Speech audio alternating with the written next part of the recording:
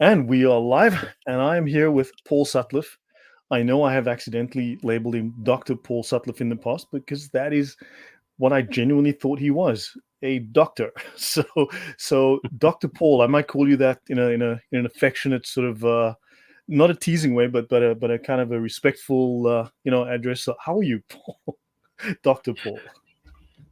I'm enjoying a beautiful day out here. We've had a sunny day out here in Rochester, New York, and it's actually hitting 80s Fahrenheit. I don't know how to compare that to That's Celsius about very well. six I'm foot not a good three math. inches in Celsius. Oh, nice. Just say it's nice weather out here for a change. It's been cool, so it's hot. I'm wearing a Hawaiian shirt because it's really hot today. Okay, But yeah, it must be. I nice. think 83 must be about 27 degrees, I'm guessing, Celsius. So it's warm, yeah. And but yes, someone could please check that and drop it in the chat. So yeah, everyone, today we're here to talk about the book, the Cancer of Civilization Jihad, which is a real thing. It's a real program. It is a highly funded program. It is run by true believers. It infiltrates governments. It infiltrates universities. It influences minds. It influences policy. It influences what you eat.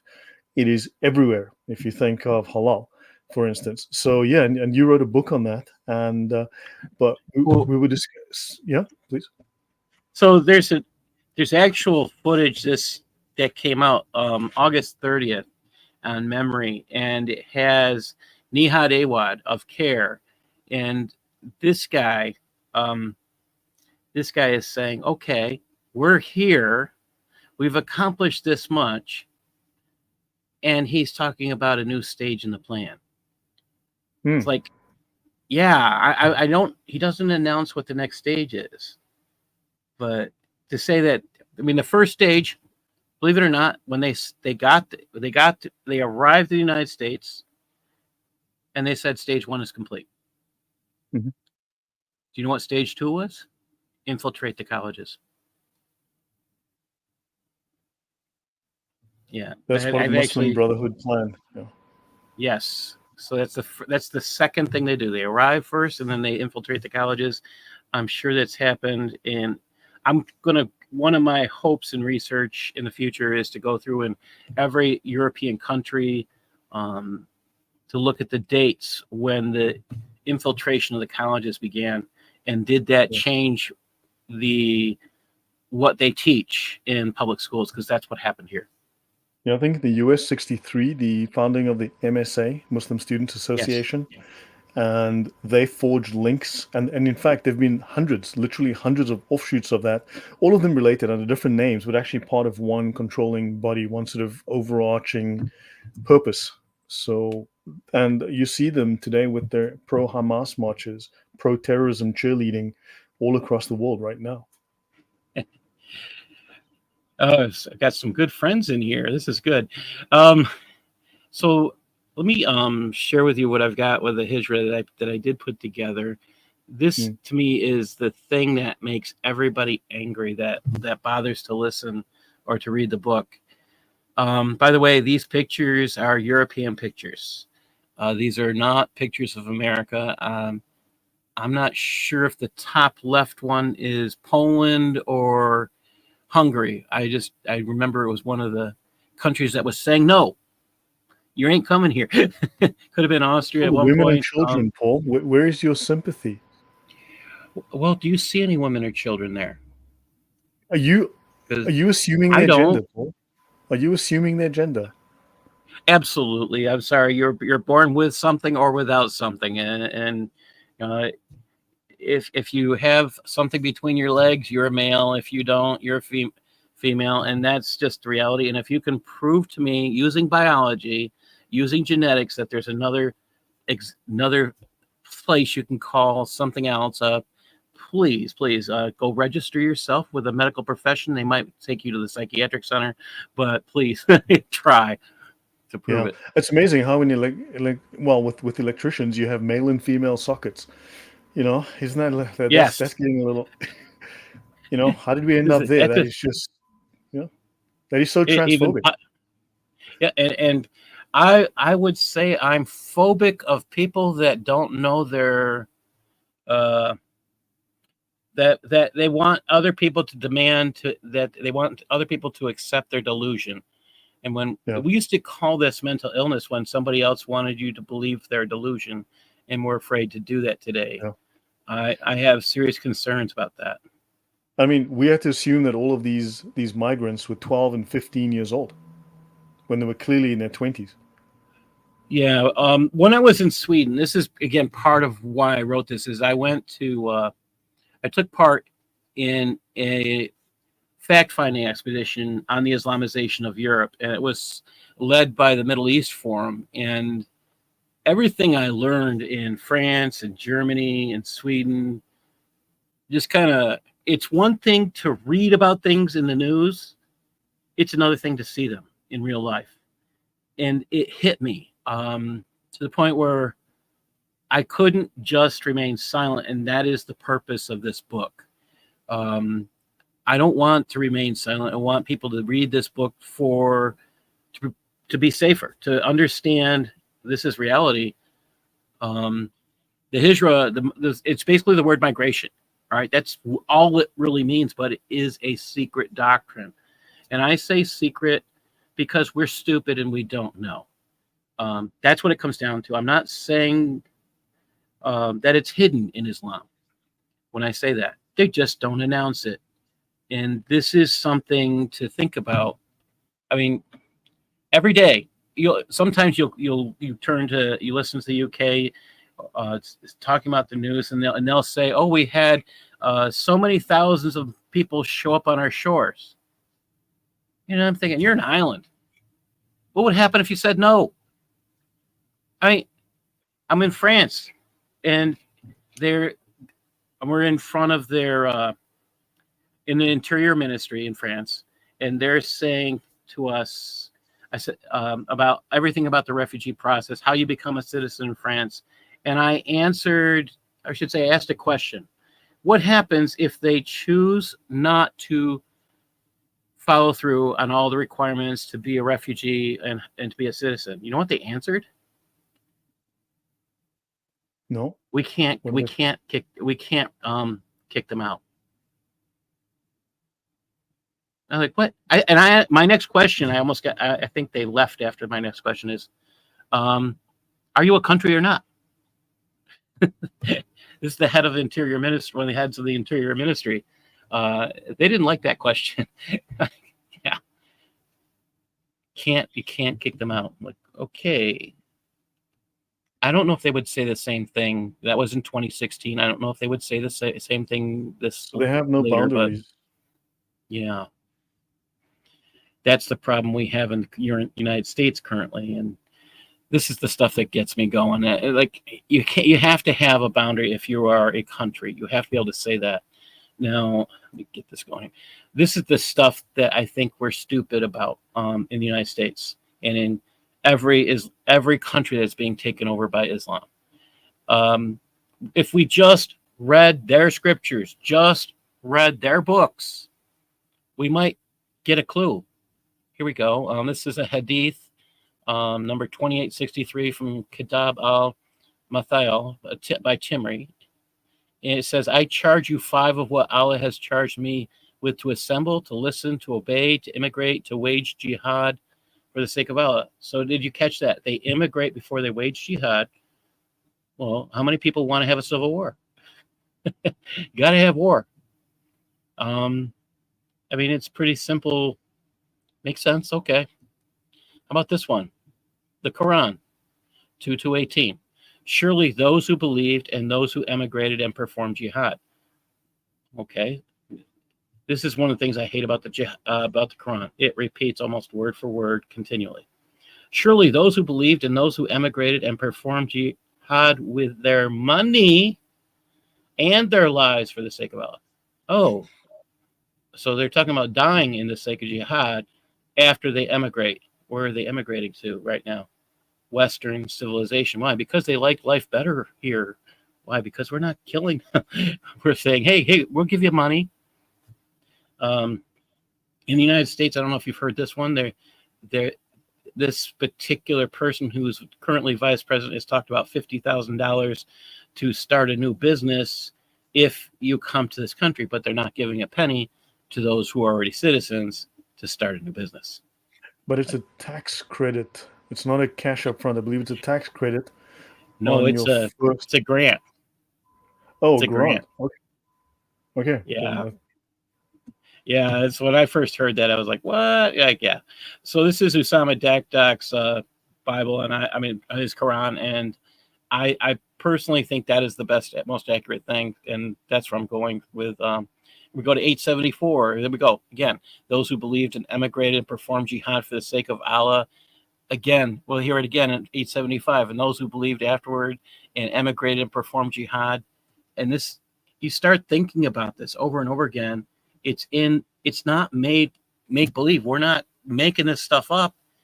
You have to emigrate before you have jihad. Well, again, it makes sense. You don't want civil war. If you want to have a war, you got to leave. Here's another one. Quran 13:41. It says, "Or they do not see what that we come into their land and lessen its borders." Now, this is the one I was just talking with Lloyd about. There is some task fears on this that are. I'm just going to have to go back and talk to Sam about his last teaching on Saturday night. To me, this was kind of a mind number. I missed this one all this time. This is what the task fear said about this is, again, about coming into a country, lessen its borders. Now, when they're talking here in the Quran, and if you look at the task fears, it's like they move in and they slowly take over. Oh, lessen the borders. Who's taking over? And they say in the task fears, this is the Muslims taking over. So this is stuff I want to come back and I'll do an update to this book because I want to fix a few things, but this is kind of mind numbing. By the way, the book won an International Impact Award in the field of psychology because I wrote about social norms, which is social psychology. So we're hoping for something. I put it up for a couple others. We'll see what happens. All right. So here's a in very the interesting United States, comment. There's a very interesting comment here by Cargo Crew saying creating chaos, damaging public property, taking welfare, not joining the local army, not paying taxes, common modus operandi. I mean, for yes, one, they do create chaos. They do damage public property. They also destroy historical historical monuments, which means that you start to destroy people's attachment and memory and loyalty. You attack their identity, and also you start stripping them of that identity, taking welfare, which also sucks the treasury, the coffers dry. And in fact, this would be one strategy of warfare. This is a well-known strategy of warfare to actually undermine the state to the degree that it cannot function, that it cannot fight against invaders. In Britain, with not joining the local army, more British Muslims joined ISIS than have joined the British army. I mean, and they don't pay taxes, but they take from the public taxes. So yeah, this is a military strategy, and it is pernicious. It's destructive. I think you hit it nail on the head. Cargo Crew. The thing about public property, you had, let's say, this is one of the things that I saw recently. I think it was Italy. I've seen the same thing for France. I've seen the same thing for Germany. I've seen the same thing for England. All these places have historical monuments, and a lot of them have crosses on them or churches, and they're all being attacked and destroyed because it offends the Muslim. Well, I'm sorry, you didn't live here. You're not part of our history. You don't get to destroy history. We don't care if you think you're psychiatrically disabled and you need an excuse to get out because you're psychically. I don't care. I'm sorry. You still have a penalty to pay. And I think that's the damage we're doing in Western civilization by saying, okay, they're psychiatrically disabled. No, send them home. You're psychiatrically disabled. You can't be here in this country. I'm sorry. We're not paying for you. That's my solution to this. That's what we used to do here. We had Ellis Island here in the United States. If you were going to be a burden on the taxpayer, we would send you home if that was the case. We thought you would cost too much.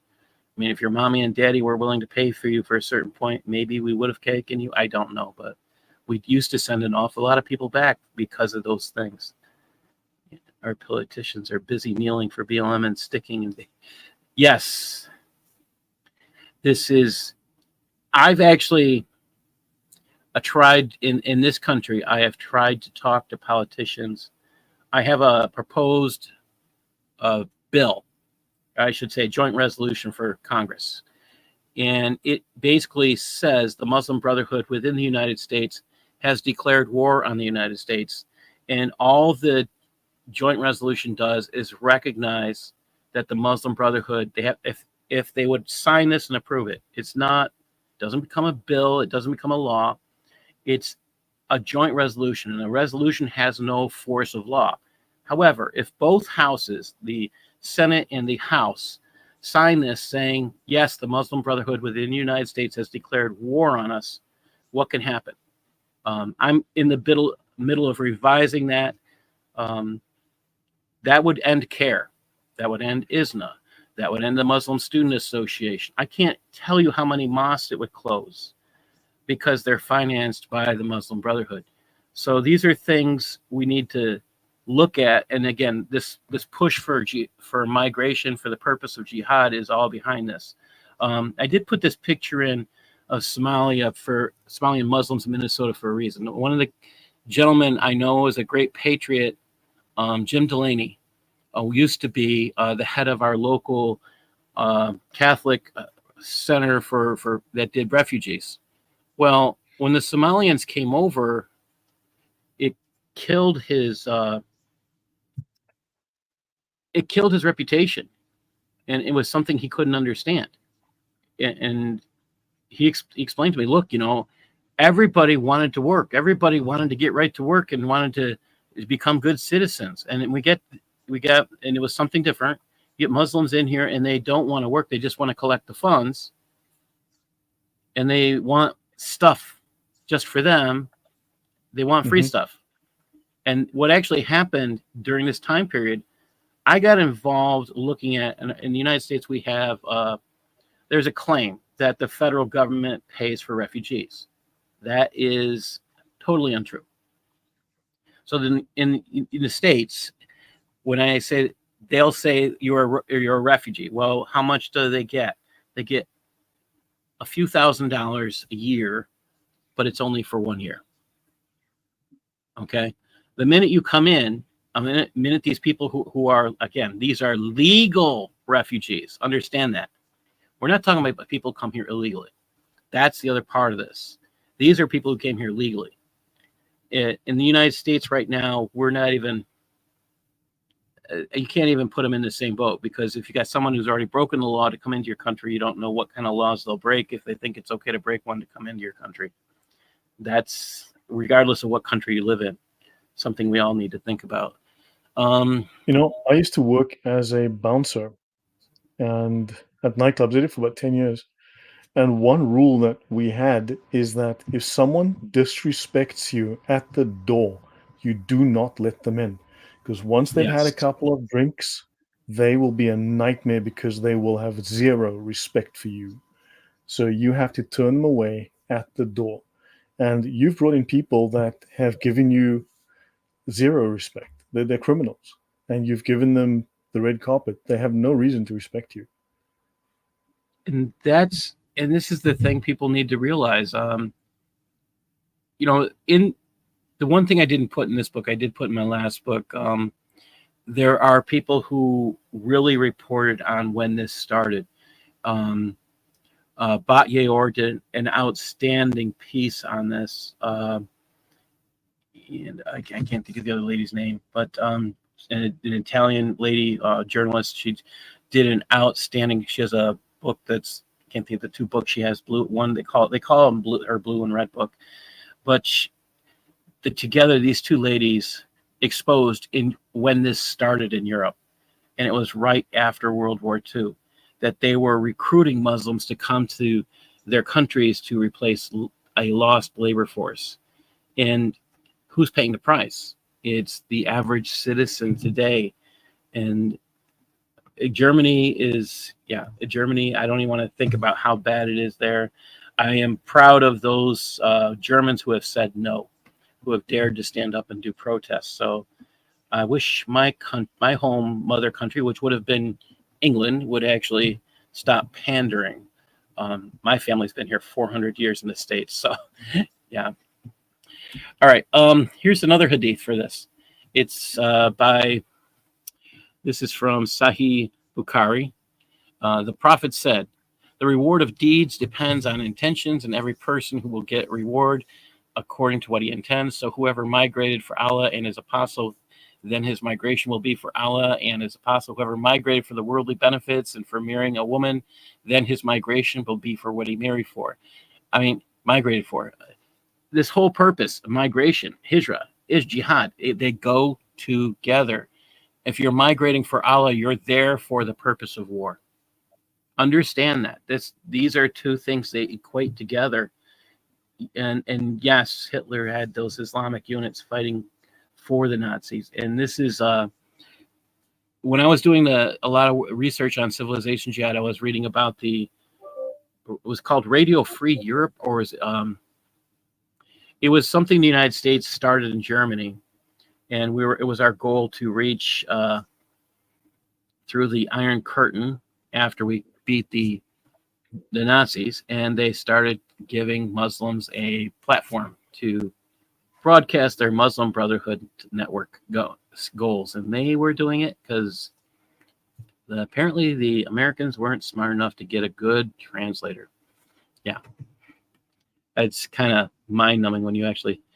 I haven't been to. Why don't they go to UAE? I raised this because asking I lived in the fantastic UAE for 11 years. So I lived in the UAE. I've sat in various meetings with various government people. Like, for instance, they didn't want to take in the Syrians. There was a huge debate about it.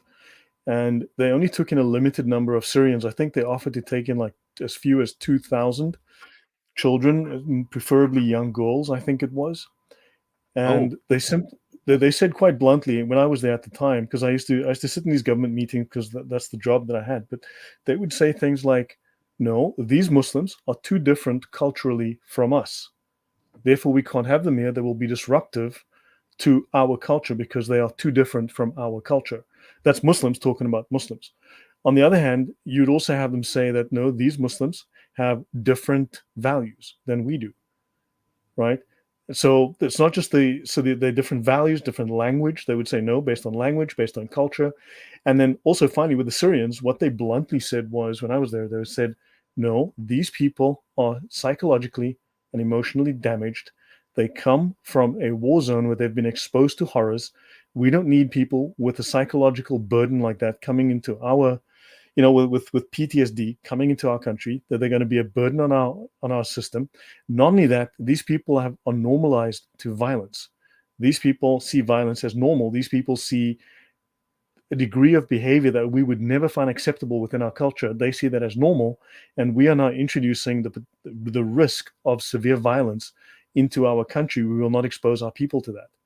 And this is the kind of very blunt, no, we will not have them here, right? This is not our people. They'd say this bluntly. And then, of course, in Germany and Sweden, it's like, please come on in. You're just like us. I wish those conversations could have been recorded and played for the idiots of the Western politicians to listen to, because like for a good while, there was a woman doing out of Canada who was exposing the violence that the Syrians who came to Canada were wreaking on their Canadian hosts, that they were beating the crap out of the Syrian children were beating the crap out of the average Canadian. And you can read about this kind of stuff happening in France, happening in Germany. I mean, almost every European country, you read about it with Sweden. I read all these different news sources, and I'm just kind of marveling that we accept this. I don't accept it. I want you to understand that I don't. It just is mind-numbing. Let's see. Here we go. Here's one that says, I said to Umar, I want to migrate to Sham. He said, there is no migration, but jihad. Start thinking about that. So you migrate for jihad. You're on your way to commit an act of jihad. And that is pretty much it. I mean, Muslims will know more about the Hadith, they'll know more about Sharia than they will ever know about what's in the Quran. And this is a horrible truth. And that doesn't make it any better, because what's in the Quran is just as bad, if not worse. But yeah, counterterrorism got it wrong. That's the stuff that gets me. A counterterrorism magazine gets it wrong. I mean, they deny history, and when I'm looking at stuff like this just ticks me off. Here, I studied intelligence analysis, so I could go say I had some credibility, and I go to look at the magazine, and they have no clue. I mean, come on. You guys are supposed to be the experts, the analysts, right? Why can't you read what Islam says about the Hijra? I mean, why couldn't they have just pulled up this? Anything I've shown you is open source. What's so hard? You guys are supposed to be the intelligence analysts, and you can't figure it out. I'm disgusted. Here's another one that got it wrong. Counter Extremism Project, which I think is the stupidest name for a project. What is extremism? Somebody, please come out and define it. I'd love to have someone. I've actually interviewed people from the CIA, people from the FBI, people from various different networks, asking them their comments on extreme. How do you define extremism? I got no answer. And in fact, one guy just started laughing. And I think that's actually the right response. What is extremism? Are these guys just Muslims? Oh yeah, it's standard Islamic belief. All right, it's not. It's made up crap to call it extremism. It's made up. It's not true. And again, historically erroneous. These are the intelligent wonders. This is Sweden, and this was 2022. Islamist Party promises takeover of the whole of Scania. That's a town. I mean, you can go look up this source. Anybody wants it, I'll send the link. You got another one here. Do you think that these Western politicians are complicit, or are they afraid, or are they bought off, or a mixture of all of the above? Add in stupid, willingly stupid, which is the word ignorant. Well, they're also just overwhelmed and scared, and then thus they turn a blind eye. I mean, so that's willfully, as you say. I think that the only way I say they're, I think they are afraid of one thing. See, they've got the Muslims voting for them, and they figure that if we keep getting the Muslims voting for them, they might get back in office. If they get the Muslims to stop voting for them, they won't be in office. They won't have their power. So they're catering to a people who is destroying their own. They're catering to the people who want to destroy them. We talk civilization jihad is a term used for the United States, and you won't find it in Europe. It's the Muslim Brotherhood's definition of their war here in the United States. I actually talked about changing the name of my book when it's sold in Europe, and I'm kind of glad I didn't, because it would have been called The Cancer of Islamization if I was going to talk about Europe, because they don't have this terminology that I know of over there. They talk about the word Islamization in Europe, and it's dangerous. I don't know if you can actually publish a book in England or in Europe with a title like what I'm thinking about. Probably not it's anymore. scary. Yeah. I mean, even now, I think in the current Democrat run up to this election, they're losing the Muslim vote because the Muslims have achieved certain levels of critical mass in certain geographies, and now they're voting for their own candidates. They're voting for their own parties. They no longer need to support the Democrat incumbents. So they're even losing that vote because these people are now large enough. They've got enough of them in to form their own voting bloc. So it's just a temporary arrangement, but eventually that arrangement will fall apart. And I believe we're seeing that even in the UK. You're starting to see that the same thing is happening. There was the alliance of convenience against Christian interest, against patriotic interests, and now they're starting to fragment. Well, there's a person who just made a comment. Merkel stated, Kamen said, Merkel stated that Germany needed over 1 million immigrants to kickstart population growth. Here's the problem. When you pull in people who love Islam, people who are submissive to Sharia, you've pulled in gentlemen who are bringing in their wives who might be 8 years old, might be 9 years old. This is even Afghanistan coming here. When they jumped on the planes, they found what they thought were grandfathers with grandchildren, and the little girls with their wives. Yeah, they don't talk about that much. Did it happen when they went to Europe? Well, here's the other element they're not talking about. Were they bringing in child brides in Germany? When I went to Germany, one of the things I saw, which still freaks me out, I got off the plane in Berlin, and getting off another plane near us, there was a bunch of little girls. They might have been 9, 10 years old, and they're all being given red roses as they get off the plane. And I'm like, there was no adult with them. They came without an adult. We're talking about 25 little girls, somewhere around that. They're following a woman in a hijab, in a burqa, and they're all leaving. They all have their specialized hijabs that denote what place they're from. All right. And I talked to people about this, and they said, find out if there's any symbolism with the rose. And some people told me they think that means they're probably getting married that day or something like that. But I don't consider myself an expert on Islam. I consider myself a student. Civilization Jihad is where I'm an expert. In this country, I wrote a federal affidavit, and it got accepted uncontested, and that's where I can say that makes me a federally recognized expert. That's what the lawyers told me, so I'm going with that. This little sheet here you see in front of you is just one of the crimes.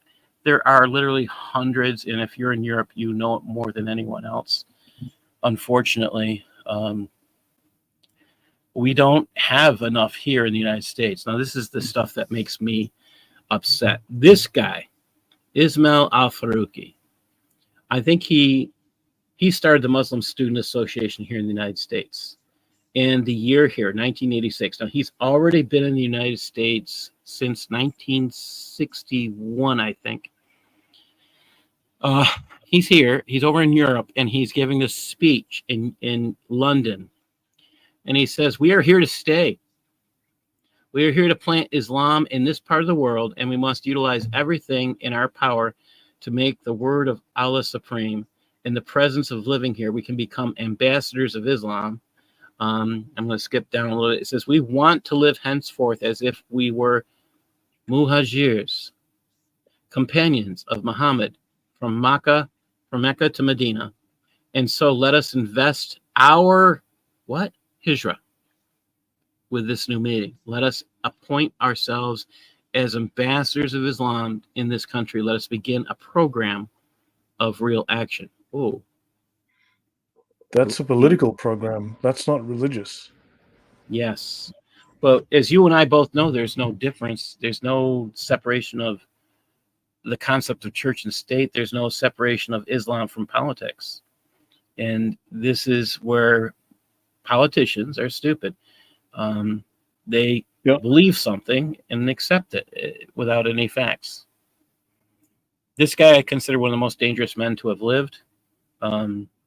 He started the Muslim Brotherhood here in the States, and he went back to England to speak and promote the Hijrah. I think he's dangerous. This is stuff that happened. This one here is Dearbornistan, this picture. And they want a separation from the rest of society. That you have to organize is the other part of this. I can never pronounce. Are you saying Dearbornistan? So if Palestine can become a separate country, a proper political entity, then the Dearbornistanis who are an ancient race who settled in America 1,000, 2,000 years ago, who've been oppressed by the native, actually who are not natives, who came much later, these white people from Europe, who displaced and oppressed the Dearbornistine people. And the Dearbornistine people had an ancient kingdom that was, and now, the British came in and displaced them, and now they need to find themselves a proper homeland. Are you saying that could happen? I will tell you right now, there are actual cities in the United States where the entire city government is run only by people who are lovers of Sharia, and Yep. that is problematic. Is that happening in Europe? And when Yes. will they secede? Because they are carving out little city states, and pretty soon it'll be a little tiny nation state, and eventually it'll be, well, we'll take this complete state. What the heck? Well, the other thing I think people miss is, so this year I've been learning a lot about this word ummah, and ummah is the word for nation. When Muslims talk about the ummah, they're talking about an Islamic nation. Are they talking about, if they're talking about an ummah for England, or they're not talking about an ummah for, they're talking about every Muslim being part of a separate nation. Well, one of the problems we had in the United States during the time of JFK, when he was running for office, nobody trusted JFK because they considered, if you were Catholic, you were a member, you part of the Vatican. You voted for, you had a leader that was a foreigner, and we don't realize every Muslim basically holds themselves separate by putting up the ummah. I mean, this is their belief. They talk about it over and over again. I do want to point this piece out, because when Muslims migrate, they never go without organization. And this is the thing that should make us all thinking about what's going on. You may see what looks like coming into your country or wherever you are, it looks like chaos. I'll tell you this, it was organized to look like chaos. It was organized to make it look like there's a whole bunch of people coming. When I was in 2016, this is after the big hijra, they talked about, I was there in 2016, and they were all talking about who they thought was behind it. Each intelligence agency, I'm talking about France's intelligence, Berlin's, Germany's intelligence, and Sweden's intelligence, all had the same answer. They believed the Muslim Brotherhood was behind this massive push of the hijra, and they said it was because they were receiving everyone. And I mean, it was interesting. Same question, 3 different intelligence units, 3 different countries, and they all said the same thing. Yet, what are we doing to stop it? I mean, you're the intelligence agency. What did you do to stop it? Nothing. Yeah. It just I makes mean, me the UN is also very much behind it.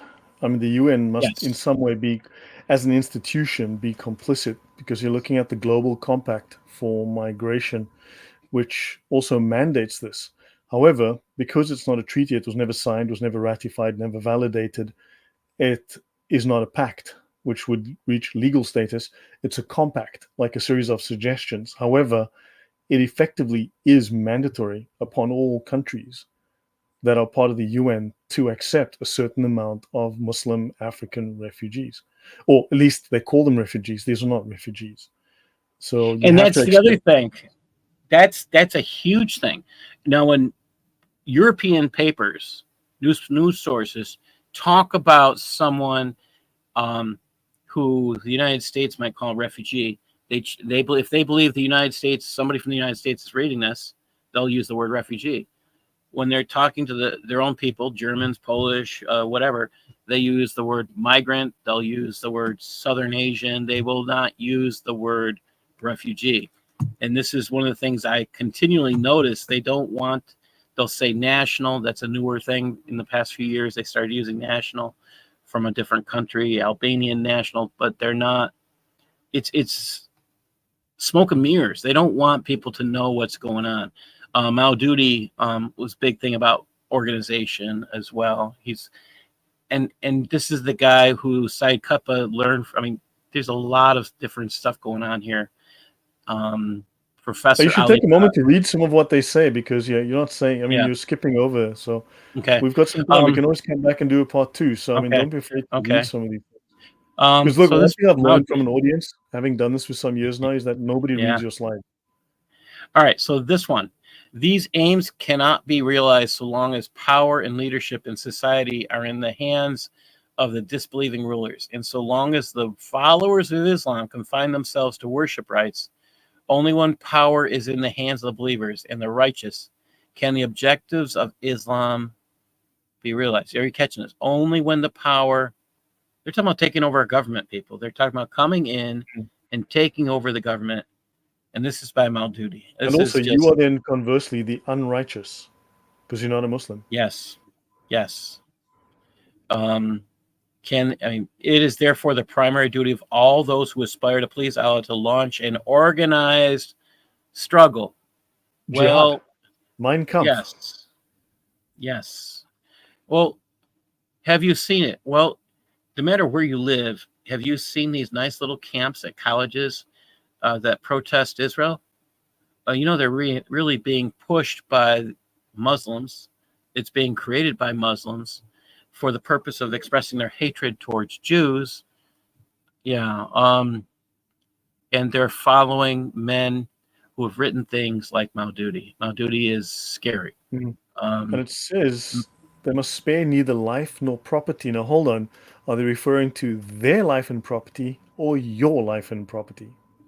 Well, who aspire to please Allah to launch an organized struggle, sparing we're not going to spare our life. They're not going to spare. Okay, we're not allowed to see what they take with property That's an according to ambiguous Sharia. statement. It's theirs. It's their property. They're coming to take what's theirs. Doesn't matter if you own it. It's theirs according to Sharia. And that's this. Yeah, securing power for the righteous is so fundamental that in neglecting this struggle, jihad, one has no means left to please Allah. If you neglect the jihad, you can't please Allah. Are you catching this? This is the purpose of the hijrah. And how can they not know this? This is the stuff that really bothers me. Communists use struggle, and I don't think they use it the same way, but I think they learn. It almost makes me wonder if Marx learned from jihad. But think, Islam is a revolutionary ideology. If you realize that, if you look at Marxist socialism is revolutionary. It requires violent armed overthrow of government. It requires violent armed insurrection to overthrow the government, to depose those in power, and to impose your will. That is communist. That is, let me rephrase. That is atheist socialism. So this requires it, and so does Islam, because jihad is the exact same thing, to use violence to impose Islam. And so that those two ideologies do share a common root there as well. And if you read Hegel's philosophy, which I just came across recently because I was trying to find the Islamic link into communism, into Marxism, and you find that through Hegel, who adapts a lot of the concepts of the caliphate from Islam. He uses different words, but it's exactly the same concepts, and that makes its way into Marx. I have to tell you that for that piece, I'm still celebrating that you're fine there, because I remember learning about Hegel as a college kid, and never made sense to me. And you're the only one who's actually made it turn into sensical material to me. So thank Appreciate you. It. I cannot tell you how frustrated I was having to read his nonsense. All right. This guy, I consider him scary. Professor Katani. He wrote The Secret of the Muslim Communities. I should say he said this out loud. The secret of the Muslim communities, which have been able to strive against the centuries and generations, lies in one word: organization. Islam cannot survive if individual Muslims believe it is a personal affair. This is the danger that Christians, Jews, and non-Muslims face. Islam is not a personal faith. Collectivist. And this is what we believe. Yes. Isn't that crazy? We can't conceive of this because and this is one of the problems we run into, and this is why civilization jihad is so easy. They're able to come in and they'll say it's personal. They're lying to us. It's our personal faith. No, it's not your personal faith. It's your collectivist faith. Start thinking about this. Yeah. When a group of Muslims. On the other hand, if you look at the hyper individualism that's present right now, which has reached the point of narcissism in Western society, we are unable to come together as a group. So you've got a very highly organized group and a very disorganized group, because we're too busy being individuals and with too little organization, and they are highly organized. And this is again, all this stuff I'm sharing, by the way, again, I might have studied intelligence analysis, but I have never had a clearance. All right. That's something to think about.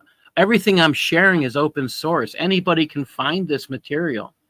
It requires doing lots of reading, uh, falling in love with research, and learning a lot of stuff that you don't know, and finding a deeper hole to find out more that you don't know.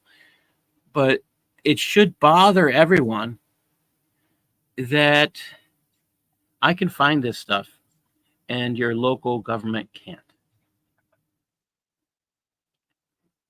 PC bosses edit the conclusions. You know what? This is actually Philip's writing about something that actually happens in the States. I don't know about other countries, but that's one of the things I actually had to study. He's right. He's 100% right. Yeah. I don't Yeah, know. agreed. I'm kind of disgusted when I read about how the bosses take the work of the analysts and it's their job to communicate to the politicians or whoever's asking stuff, and it's how they decide what's important. That was one of the things that made me kind of disgusted with what I was learning. But yeah, Don't let me forget, finish. one of the Sharia tenets is to keep the peace. You're allowed to lie under the Sharia. The Imam can lie to his flock, or to anyone for that matter, to keep the peace. Now, if you extend that into, let's say, the state, they're allowed to lie to you about what's happening with immigration, with Islamic influence on Western society to keep the peace, because if you knew the facts, you would end up rioting. You would overthrow the government. There would be social unrest at the very minimum. So think about that. They are following the Sharia. This is a Muslim precept that's being followed here. I would say that's exactly. I was thinking that when the riots started in England. When the riots started in England a couple weeks ago, they were riots against who they thought. Here's the thing I'll say about the guy who killed the kids. No one ever talked about his faith. They talked about his parents' faith. Please understand that. The accusation was that he was a Muslim and that he was a foreigner. There are no articles that I can find anywhere that discussed his faith. They only discussed the parents' faith. Now, yeah, those riots and then their action, the government's actions, they start arresting people for discussing the violence that is happening by the migrants who are primarily Muslim, almost I'd say 99.9%, that's being brought into their countries. Isn't that a good reason? I mean, is your government not supposed to listen to its people regardless of the government? And they didn't want to listen to it. They started arresting people. People got 5 years for posting something on social media. I think it's maybe 2 years, 2 to 5 years, just posting something on social media. That scares me. I think I look, yeah. Yeah, go on. I look at England again. My family's been here for 400 years. I'm scared. Can I go to England and say what I think? Would I be arrested for telling the truth? And that's there was a video the other day, a couple weeks ago. A teacher was out there. We were talking about guys and girls, and the teacher refused to say that his student was a different sex. Because the teacher refused to do that, they arrested him. But there are only two sexes. I mean, the whole transgender insanity or transanity is about there are many genders, whereas Yes. there's no dispute about how many sexes there are, because archaeologists still only find skeletons of men and women. So this it's the whole fantasy, the made-up aspect of gender, which goes back to John Money, and that who was himself a little, let's just say, he himself was a little bit of a. He wasn't a notepad text file. He was definitely a PDF file, right? So you've got this issue because honestly, and these LGBTQ plus people can't have their own children, so they have to, unfortunately, take yours. And this is supposedly the argument for bringing in Muslims is your population is going down, and they want to bring the population up by bringing in the United States. The one thing that I put in my book is in the United States we have a historical cultural reason not to do it, which is the war that we brought that Jefferson started, which started the Marine Corps. We were at the shores of Tripoli. We fought the Muslim nations who wanted us to pay tribute, and we won. We kicked butt. Now, did we start paying tribute again? We stupidly did. God knows why. But I look at, we need to be very cautious about who. I don't care what country you have. You have to be cautious about who you let in, and we're not doing that. That's extremely problematic. Yeah, let me share something for a moment. 90%, and this is a fact that we got there, 90% of 43,000 extremists on MI5 watch list are, and I hate this word Islamist, it is a fabricated, manufactured word, Muslim. By the Saying Muslim Brotherhood. Muslim Yep. terror suspect, and police are obsessed with catching far-right extremists. In other words, normal, regular British patriots and citizens who protest government policy. So previous number of suspects have risen from 20,000 to 43,000. Is that in 1 year?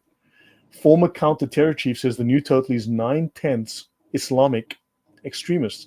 Call them terrorists. I mean, imagine you have a Baha'i extremist. What does he become? More chilled? More relaxed? Right? Or Imagine, a Christian extremist. He wants to tell you about Jesus. yeah, exactly. This is, I mean, well, what if you have a milkshake extremist? He's gonna invent new types of milkshakes and a better blender, right? So you're talking about these are Muslim terrorists. The top 20, if you just look for the top, go on Google, do a search for the top 20 religious terrorist groups. Every single one is Muslim, right? So the far right makes up less than a fifth in custody. And how do you know they're really far right? These are not people with a manifesto, with a group. The Nazis have not been around for a long time, right? So the right wing is the fastest growing. In other words, regular people opposing fascist government policies are the fastest growing threat. So yeah, but you're talking 90% of the problem is Muslim terrorism, and yet they're saying, well, we can't deal with that because that would be, it would be racist for us to be, the optics would be bad for us to be arresting brown people now, wouldn't it? And this is the stuff, I mean, what really bothers me when I think about England, and again, I'm offended that my heritage would not protect their families, would not protect their children. And when we started hearing about grooming gangs, again, my family heritage is English. Gangs. They are rape gangs. There was no Child such thing as a trafficking grooming gangs. gang. Yes, Sex trafficking gangs. Yes, it offends me that they use the word grooming. Well, the Brits want to make things pretty and nice. Sorry, it's nothing nice about this. You're raping little girls. All right, you should be ashamed that you did nothing. You should be questioning your manhood, that you ever consider yourself a man and you were a police officer and you didn't do something. I don't care that your boss said no. Somebody should have stepped up and did something. And I'll say this: in the States, if this happened in the States and a bunch of Americans, men, found out that this was happening in a locality, because we still own guns here. I'm sorry, you guys. You whiny little Brits can't do this, but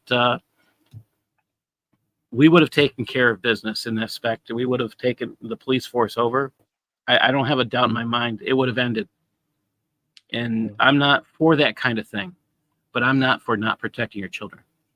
Yeah. And by the way, that news report I just showed is today. That came out today. Yeah, I saw that. 90% of terrorism in the UK is Muslim terrorism. because Islam is the religion of peace. Keep telling yourself that. But Allah's the founder of, he's the one who says, I strike terror in the hearts of the infidels. So if Allah's the founder of terrorism, well, what do we expect? Yeah, I mean, when this is one our guy went to prison for stupidity. 2 years for saying who the F is Allah. I mean, Mm. who the F is Allah? I think he's the moon god. I think he's a lot of things, but I don't think he's a very big god. I think he's more like this. You take him, you put him in a box, take him out, and put him back Yeah. again. That's what I think. So yeah, maybe It's back to the slide. You had, okay. because it says when a So group of Muslims is formed, the first thing they should do to keep Islam among themselves is to organize on an Islamic basis, not integrate, but to form a little Muslim community, a rabat, and to start doing Islamic things, to not join with the kuffar, right? The dirty kuffar. To keep Islam alive from one generation to another, they should establish two basic Islamic institutions, the mosque and the school. now in the United States, we have a place down in Texas that is being created that will be a totally Islamic community if they're allowed to build it. And we were having a discussion about how this could happen. So the belief is that they'd have to actually create a financial group, and you would it'd be like an investment group. In your investment, you might pay a certain percentage for an investment, and it would eventually create a home on a certain plot of land. So all these Muslims can invest in this land, and then they can build this land without ever having, it's saying it's all pre-planned, it's all pre-owned. So that's the only way that can legally come about. Because to say that they couldn't sell to a non-Muslim would violate state and federal laws. So then, this becomes a whole other issue. They're talking about doing exactly this. What was mind-numbing to me, the Nihad Awad, the guy I was talking about, he spoke at that particular mosque, talking about these things we're talking about today, that they're ready for a new stage here in the United States. He bragged about what they'd done too, which was change our textbooks. He came, he says, that's the thing that bothers me. It's one thing. He verified that Usama Dakdak and I and others who have been warning about this, that, yeah, hey, you've been telling the truth. We've been lying. Anybody wants to take a good look, I'd like you to go to CIE. I think it's CIE.org. Pretty sure it's CIE.org. And you can find out who this group is. This is the group that reviews your textbooks in the United States. Yeah, that's IRCV, Institute of Religion Civic Values. Yeah. So, I mean, think about that. That is who's reviewing your textbooks. It's the Council on Islamic Education. I mean, this is... The Crusades are medieval European and Muslim perspectives. Well, I mean, they're still bitching about it, to be quite blunt. Yes. So when I find this stuff out, again, why is it I can find this stuff out? Why is it I can do this and nobody else is doing this? I mean, besides Usama Dakdak, I actually don't know if anybody in the States screaming about this. And that bothers me. Well, I have a question for you then, Paul. I mean, you've taken my lead and you've spoken extensively about the Sharia. Adam Seeker as well. I mean, he's done it in his own way. He's also taken the Sharia ideas. I mean, I provided him with a lot of resources. He would ask me for resources or for references, and I would provide those. And he's since now he knows where to find them. But I was the one who went on YouTube and made hundreds of videos on the Sharia and spoke about it. It's still not very popular in the apologetics community. It's not. They're still talking about, well, Quran 9:5 says, and the Muslim goes, well, Quran 4:33 says, no, Quran 9:5, no, Quran 4:28. And then they go argue back and forth about these opposite verses that cancel each other, or whatever the case is. The Sharia is black and white. The Sharia is unambiguous. The Sharia plainly says, why is no one else talking about the Sharia, which clarifies and harmonizes all of these things and comes up with a very clear set of steps to take, the law, the social politics, all of it. Why do you think that is something that has been ignored? I think people don't.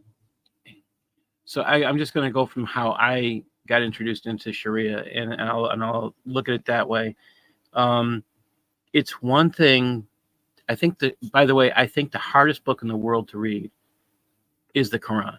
I'll tell you this: the Sharia is easier to read. It's sensical. I'm not saying it makes a whole crap load of sense. What I'm saying is it's logical the way it reads. Does it? There are places where I'll say it's hard to understand, and sometimes there are places where I have to do some research. There are bad translations, even in Reliance of the Traveler. They're hiding a lot of stuff in there. So you always have fun with Google Translate, or find a translator who can do that for you. I'm kind of mind numbed with what I'm learning. What got me into studying more? But I bought the book. I read through it. I read through it about 3 or 4 times. And what I find that most people seem to miss, I think that a combination of the Quran, and most Muslims don't know the Quran. I think that is the biggest danger we run into. You meet people who want to argue the Quran in those 2 verses. Well, if you want to argue, you got to ask the person if they know what abrogation means. And if they don't know what abrogation means, we can go again to, we can read the passage out of the Quran. And done that, Muslim insists. That was a recent discussion with somebody online, and to sit there and look at, they don't know what abrogation means. Are you purposely lying? That's one of the questions I have in my book, Cancer of Civilization Jihad. How do we know if a person's lying? Can we ever trust them? And under Islam, the answer sadly is we can't trust. We can't, because they're promised, if they have a goal that's required, or goal they should achieve, which is basically they should deceive us for furthering Islam, then they need to lie to us. So you can't trust, and that's a horrible, horrible fact. Yes, it's a crying shame. I think you have to look at Sharia. I'm doing it a lot slower. It's one thing for me to read through it, but when I'm doing it with a team, I'm working through it. It's the thing I found of great benefit is it's not just my brain looking at something; it's somebody else's brain. I missed something. Eric actually caught it. We were talking about futures. You start looking at what they want for us. I think that's the most valuable thing about Sharia. It's not just what they want for themselves; it's what they want for us, and that's freaky scary. Even talking about your finances, what they want. That is, yeah. We're up to, I think we're up to episode 66 this week, and yeah, I don't think I'll be done for a couple years. Yeah. Someone mentioned that you should read the Quran and Hadiths, and that's all fine and well. But you can find an opposite to any Quranic verse, and you can find an opposite to any Hadith, because these verses and these Hadiths were fabricated by whomever was in political control at the time, or wanted that to support their particular political or social or religious agenda. So there's a long history of that in Islam. But let's have a look at this just briefly.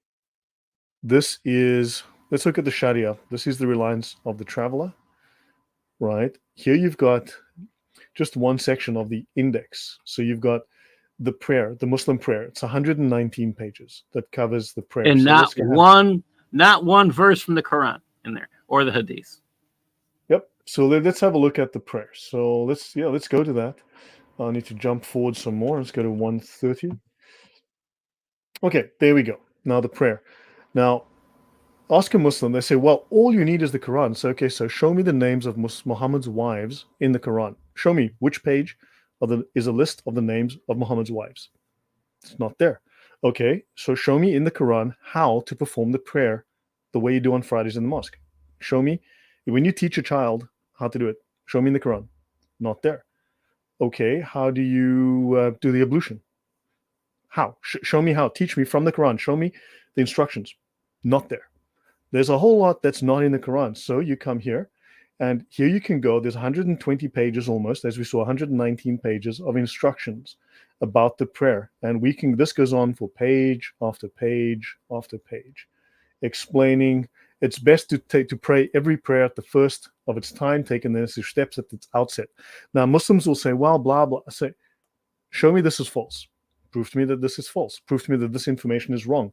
They're not going to be able to do that. This is incredibly detailed. This is exactly what Muslims do. This is exactly what they're required to do, right? So you can learn everything you've ever wanted to know about Muslim prayer and were afraid to ask.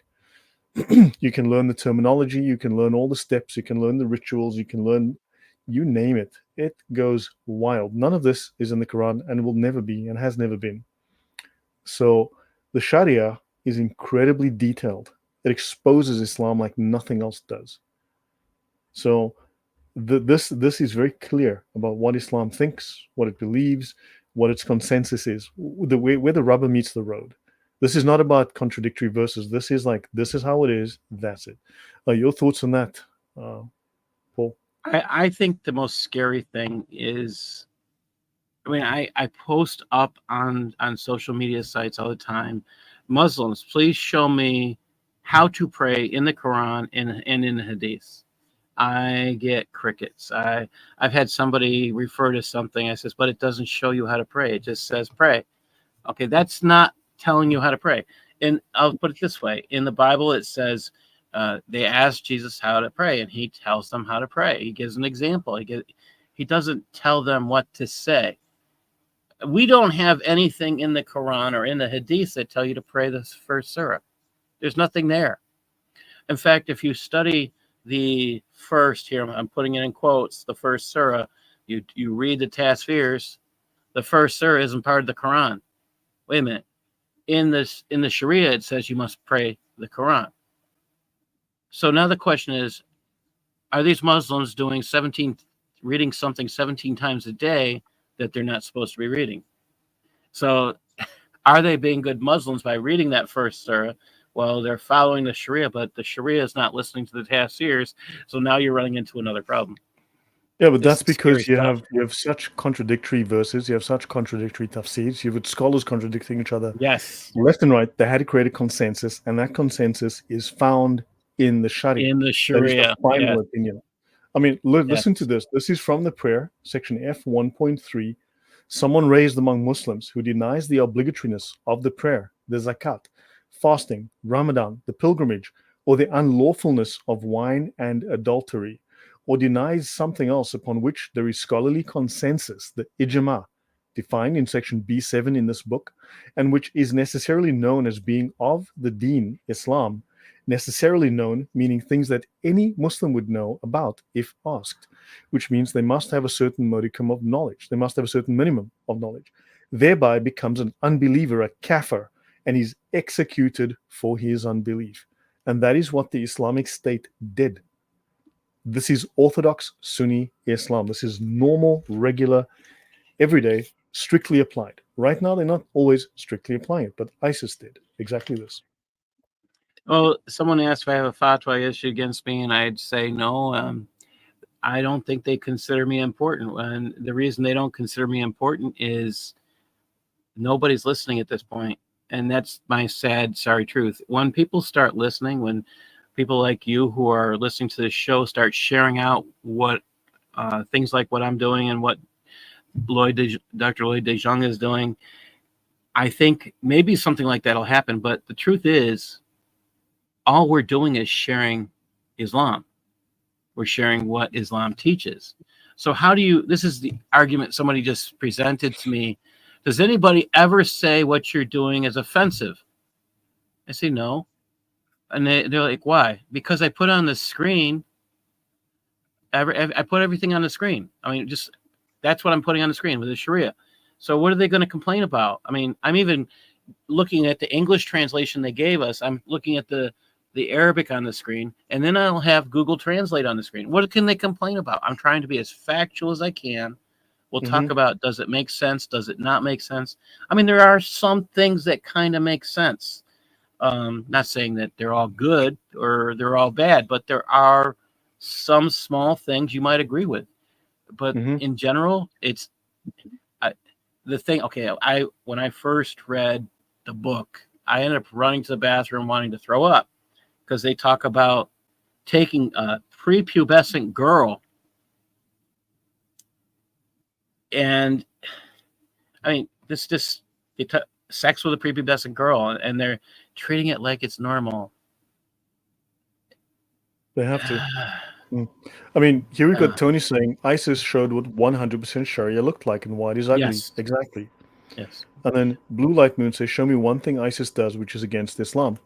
Now, back in 2016, 2015, there was a group of scholars that wrote a letter against ISIS, a group of Muslim scholars. I read the whole thing. It was incredibly boring and extremely carefully worded. And it Yes. actually didn't criticize them for doing anything against Islam. What it really said was is that you guys showed your hand too soon and you embarrassed the Muslims by acting before we were able to hide this, or you brought shame upon us by revealing this. That was really the problem that they had in that And letter. that was a letter by Muslim Brotherhood members who are just, it's just like two factions. And if you read Cuppa's milestones, you realize they're allowed to be at different stages of jihad. So you had Muslim Brotherhood saying, "Oh, we're not ready yet." You had ISIS saying, "We're ready, we're going." They're not really arguing with each other. One's just saying, "We're a little bit ahead of you." It's just, Yeah. yeah. So Elizabeth says this: jihad is an individual struggle. No, jihad is a legal word. Okay, they are now. If you listen to the scholars, if you read someone like Ibn Qayyim, for instance, he will mention 13, or perhaps even you'll find 14 definitions of jihad. Muslims are She's always doing quoting some. somebody. I think I'm Oh, pretty sure okay. she's Okay, quoting fine then. somebody. But Muslims will always claim that Muslims are always required to do some form of jihad. There are 13 or 14 types, but there is only one type defined legally, right, with official sanction and authority, and that is warfare against non Muslims, specifically Christians and Jews, to impose Islam upon them. That is the only legal definition, that is the only officially sanctioned version of jihad. So, and also, if you read Ibn Kathir, he will tell you, for instance, they speak of the lesser jihad and the greater jihad. And the greater jihad is, to fight against the nafs, the inner, your spirit. Well, first of all, that is how you become a sociopath. What they mean is to deny your conscience, to deny your morality, and to encourage you to do things which are evil and murderous and genocidal. And two, all of those claims to the greater jihad are all based upon weak hadith, on fabricated hadith. This is according to the Muslim scholars. And of course, the worst sin in Islam is to quote a weak hadith. Isn't that correct, Paul?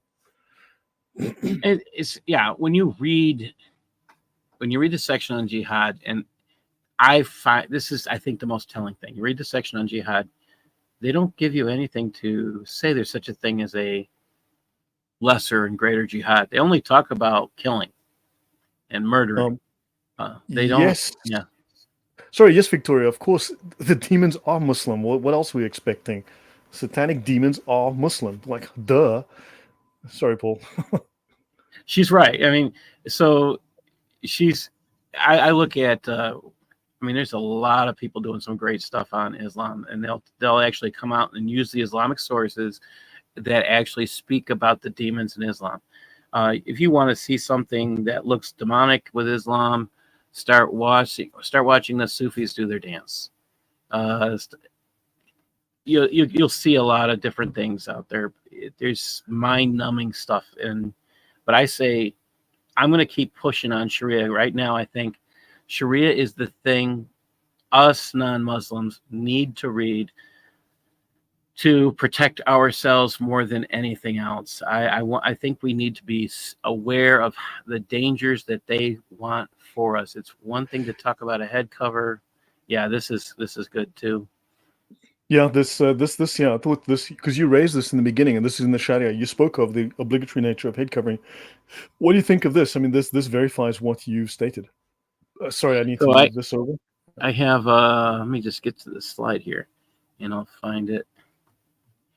I thought Because this you was just mentioned the funny. Sufi dance. I want to show the audience something as well, which I think would illustrate your point really well.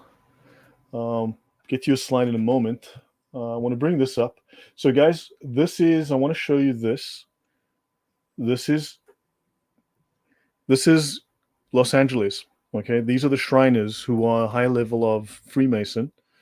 These are the Shriners doing their dance. Okay, so what does a crypto Muslim look like? Well, I mean, these are fezzes, and this is the Los Angeles Shriner Patrol doing their dance. These are Sufis. You mentioned it's demonic, right? Let's have a look here. Now, these are Sufis doing their dance. I want you to see this in live action.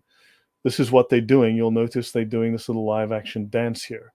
Okay, and it's actually got heavy chanting as well. And here's some Sufi circle dancing. Yeah. I'm not sharing the audio, but it's halla halla. It's this really deep bass. So I'll play it one more time. You guys can see it, right? And then let's have a look at how that translates. You said, now, please, if you have kids in the room, send them out of the room. If you're an adult and you're squeamish, you want to close your eyes at this point. But this is called the Tuhfat al-Mulk, the Turkish translation of Ruju Ashek ila Itsiba. And it's an illustrated Turkish, Ottoman, Muslim erotic manuscript. Okay, this is in Paris, right? And the author is Sheikh Muhammad ibn Mustafa al-Misri, the Egyptian, in other words. And does this look familiar, Paul, comparing what we've just seen? Yeah. Yes. So, And yeah. so the thing to think about, everybody, remember, if you take a look at they're going in a circle. Okay, where did they go in a circle around? Oh, the Kaaba. Okay, and what did they do when they went around the Kaaba? They went around it naked. Oh, this is according to Islam. They went around it naked. Oh, okay. Did they go around it naked with both sexes? Yes. Naked. Okay. And what are you saying here? So now you got to start asking yourself, how pagan is this? Yeah. If you can't see the occult, the pagan issues here, there's no worship of God in this. This is sick. There are things going on in Islam that people are not really aware of. So yeah, it's going on. It's getting to late o'clock here in Europe because it's Yeah. it's a school day for me. I've got school tomorrow. So yeah, should we do? I mean, this is great conversation. We can definitely pick this up again. I will not have an opportunity this week, or I might, but it's going to be very difficult. Otherwise, next week I am away. I'm traveling, so the next week I'm not available. I'll have a chance again the weekend, the after the following weekend. So after the 28th, 29th, like the first week of October. I'm good. I'm out of town the next week, so I'm going to be in North Carolina. Southern Evangelical Seminary is doing a huge apologetics conference. So if you're in Charlotte, North Carolina, and you want to go to a great Christian apologetics event, that's where I recommend to go. Yeah. Who is DQS channel? Sure. Get in touch with me. We did this. This is Dr. Kufarphobia. We did a series on reading through the Quran, and I have to thank him because I would never have gotten through it my first read without him. Sure. Yeah.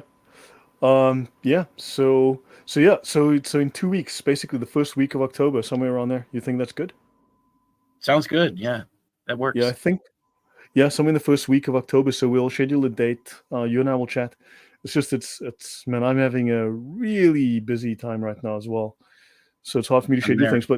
But yeah, Paul, this was really interesting. I mean, this is a great conversation to continue and to go into more detail on the book. But just what you've raised, our authorities are letting us down. They are neglecting their homework, and it's up to us. We have to organize at a grassroots level. We have to go to the school councils. We have to go to our kindergarten association meetings. We have to go look at who's printing our school textbooks and complain about that at the school associations. We have to, get involved in local politics. It's up to us now.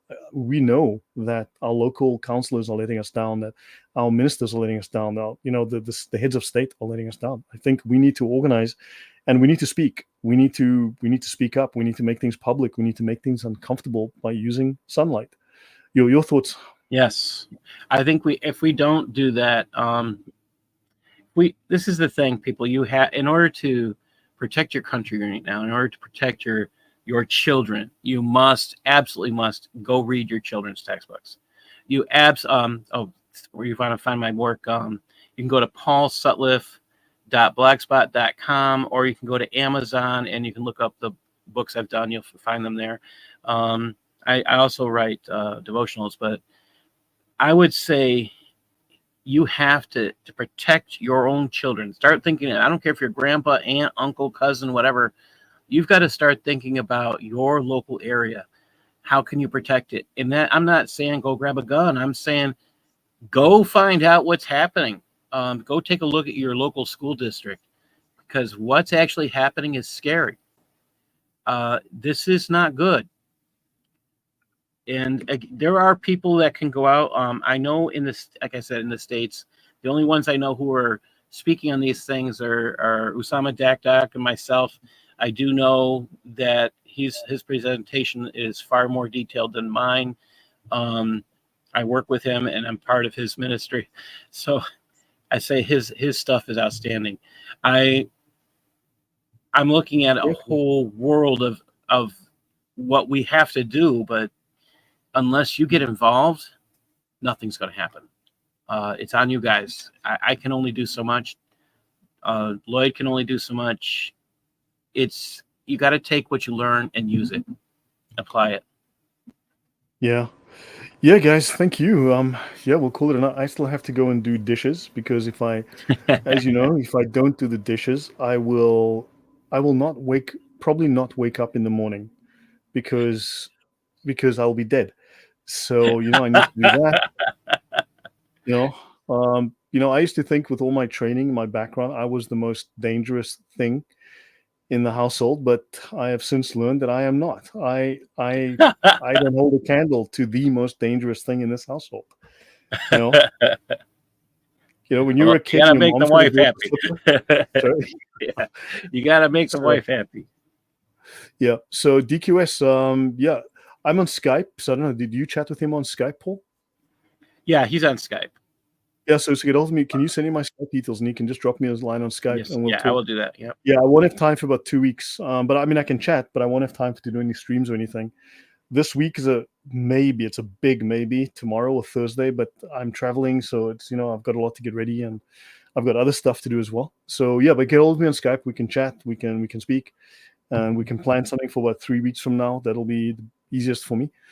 So yeah, guys, thank you very much, Paul. Thank you. This was really good. God bless. We should have shown your book. We should have shown the cover at least, and introduce people. But we did on the slide. Yeah. Yeah. There we go. And it's on the Cancer thumbnail. Yeah. It is a cancer. In fact, I had the Islamic crescent, which is a C, and then the words ANCER for cancer, which I thought was quite creative. So yeah, look, Islam is a threat. It is threat doctrine. It is enemy threat doctrine. We have enemies. Now, Muslims, individual Muslims here and there may not be your enemies, but Islam is an enemy ideology. It is antithetical to everything you believe. It is a cancer. It is a corrosive, and we need to take action to preserve our culture, and you have a right to do this. In fact, you are morally obligated. To do so. Absolutely. Yes. Yeah. Thank So you. final word to you, Paul. Yeah, but this was great. I mean, I'd love to have you back and we continue this particular conversation. It's really good. A final word. Don't take what we are saying as true. Go do your own research. Find out you don't think something I said is true, go find out. Go read Sharia. The book you can buy, Reliance of the Traveler, it's around $50 on Amazon. It's worth buying it. It will scare you. The research I've done, everything is documented. You can buy it in an ebook. You can buy it in all the links. I hate endnotes, so it's all done in footnote fashion, so everybody can find the information easier. That's the best way I can do. Support the work by buying the books. That's the best thing I can do. And if you want Reliance of the Traveler, the book that I was using, the reference, it should be linked in the description, or go to my video catalog, just check in the description, you'll find Reliance of the Traveler It is a must read. If you want to learn Islam, start with the Sharia, start with that. It clarifies everything. So yeah, we call it a night. So thank you. So Paul had to run from work. He had to All right. rush in here. I came in late as well. So guys, it's been an hour and a half. It's been a pleasure. It's been a privilege. And I will see you all soon. God bless. Take care. I will be on Wednesday with the patriotic Christian from the UK to further discuss the issues in the UK. Had him on Sunday with Thunderous. And we were going for you two to also have a discussion, Paul, to bring, have a three-way with the, that'll be fantastic. And guys, I will see you on Wednesday, and then I will see you in about 10 days after that, because I'll be traveling. I God won't have an bless. opportunity. Take care, guys. God bless. See you all. Goodbye.